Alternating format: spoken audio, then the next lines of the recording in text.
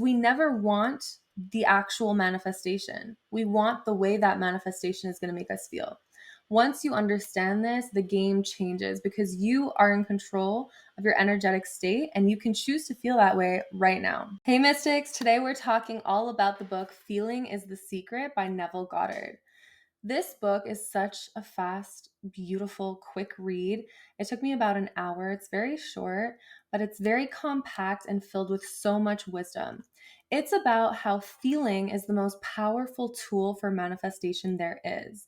You can think all the great thoughts, you can expect all the great things to happen, but if you don't feel it throughout your whole being, it will never manifest. This is a spiritual teacher who talks a lot about the concept of the law of assumption. The law of assumption states that believing the thing you want already exists right now will magnetize the thing to you a lot more quickly because you are going to be an energetic match to the thing that you're desiring. Neville says what you feel always dominates what you feel you would like to be. So a lot of people are like, oh, I'm going to be such an amazing actress.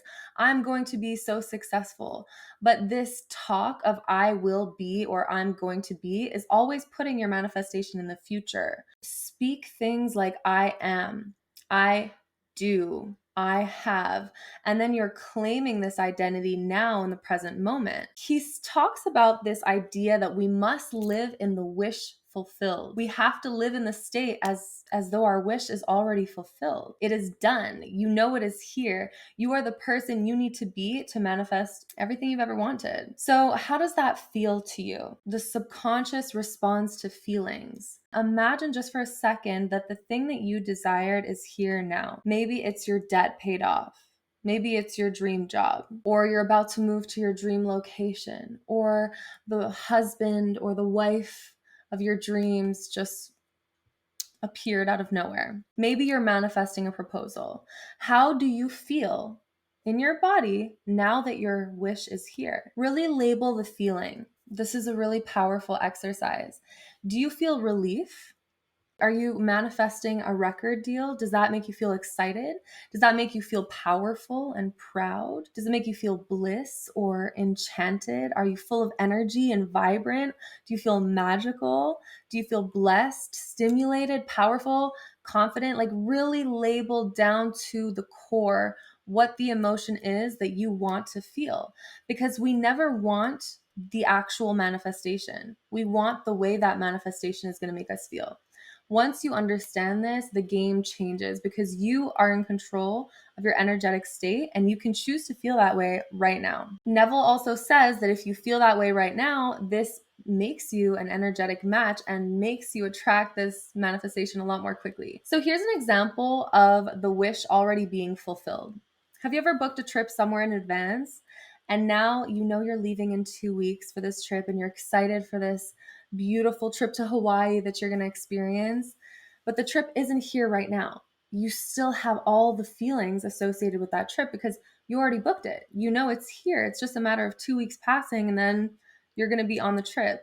This is kind of the approach you want to take with your manifestations. You have written an order form to the universe and you are thanking the universe for what you already have. Now you are releasing resistance and it's already yours. There's no resistance in the way. Your wish is already fulfilled. This is what it feels like. When it comes to desire, Neville says denying the evidence of the senses and appropriating the feeling of the wish fulfilled is the way to the realization of your desire. He's talking about rejecting the 3D circumstances that you are currently in. This is so powerful and a very difficult thing for people to do because it requires us to be delusional. This means denying the unfavorable circumstances that are appearing in your reality. And the thing with manifestation is whenever you are in the middle of manifesting something, we end up getting lots of triggers thrown at us. We have lots of obstacles that come up, lots of limiting beliefs that come up, but these are all tests to keep us in our energetic state and aligned to receive our manifestation. So when you focus on all of the negative triggers and the obstacles that are coming up, this is how people end up spiraling into negative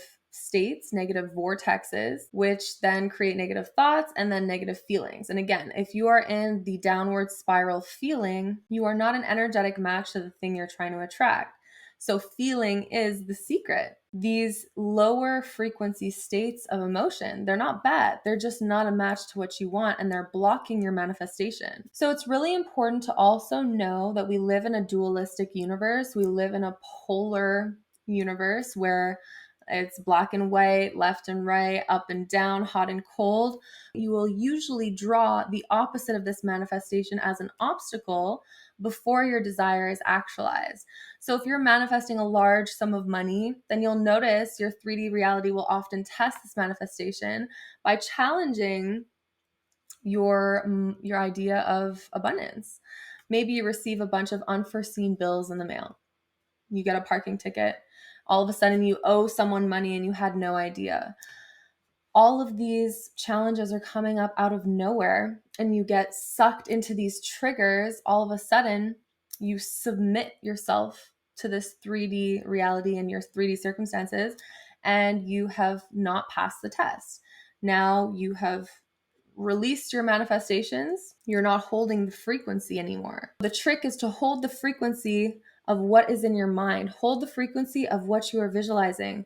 Keep that imagination vivid. Hold the vision, okay?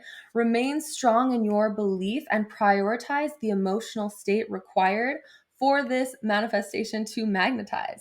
Focus on the feeling of the positive emotions. Let yourself feel down for a day or two, right? But get back up, get on your feet. You have things to manifest here, and you are required to be in an elevated state for all of your dreams. Most of your dreams are on a different frequency, right? Neville talks a lot in this book about the subconscious mind and the conscious mind. He says the subconscious mind is the realm of cause, and the conscious mind is the realm of effect. So the conscious mind generates ideas and then impresses them onto the subconscious mind.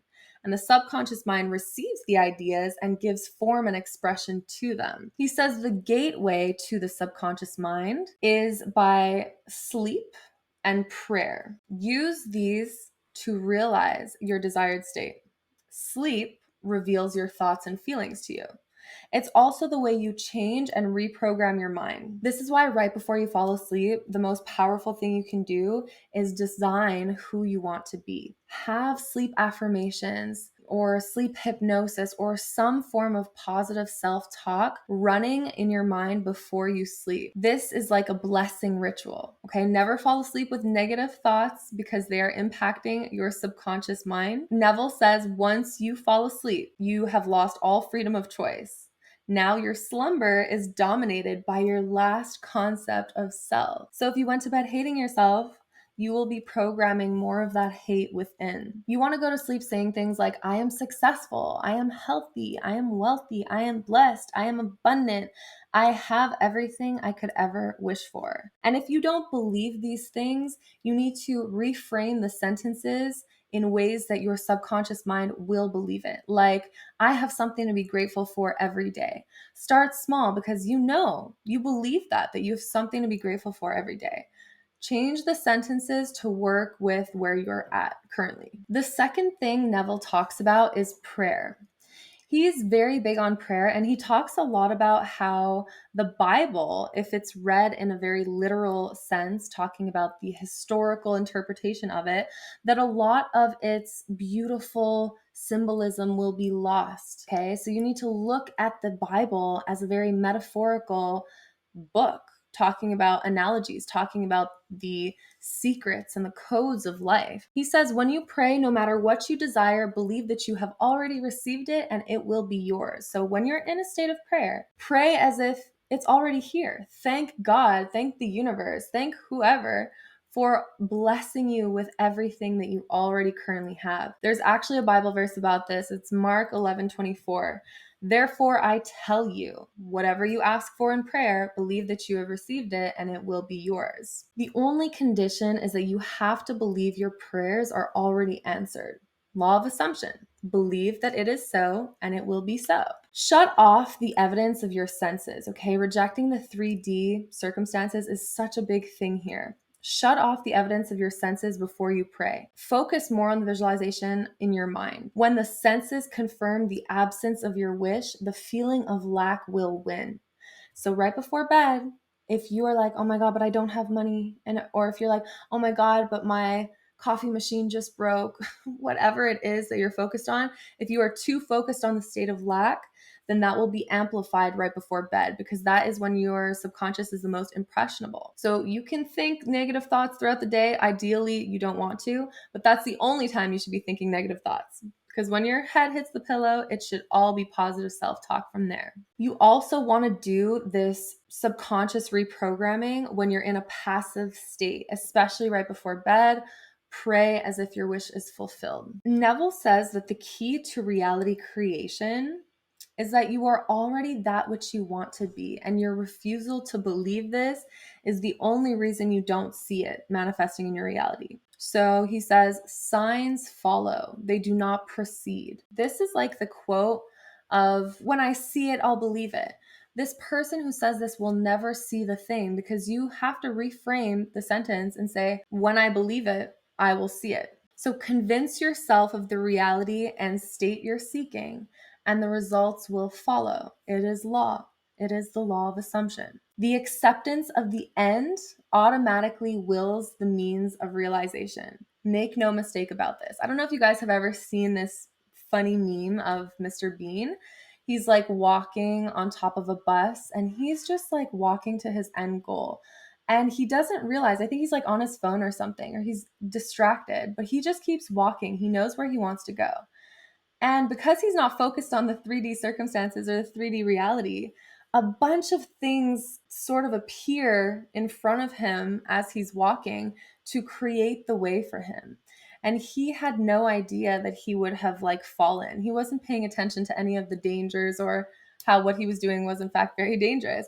He just trusted that he knew where he was going, and life rearranged itself to work out for him. When you can understand that that's actually how life works, that little meme was so spiritual, then you will surrender to all of these negative thoughts. You will surrender to the how. Just focus on what.